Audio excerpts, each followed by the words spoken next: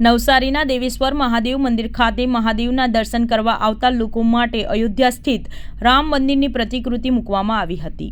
અયોધ્યા રામ મંદિરના દર્શન ના કરી શકનાર ભક્તોએ રામલલ્લાની આબેહૂબ પ્રતિકૃતિને જોવા માટે હજારોની સંખ્યામાં લોકો મંદિરમાં ઉમટી પડ્યા હતા અને અયોધ્યા રામલલ્લાના દર્શન કર્યા હોય તેવી ધન્યતા પ્રાપ્ત કરી હતી।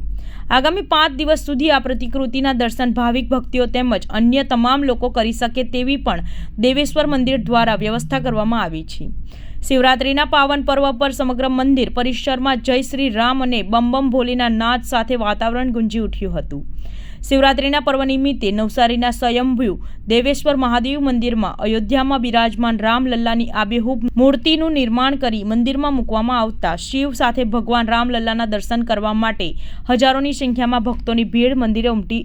અયોધ્યા ના જઈ શકતા ભક્તોએ દેવેશ્વર મહાદેવ મંદિરમાં રામલલ્લાના દર્શન કરી ધન્યતા પ્રાપ્ત કરી।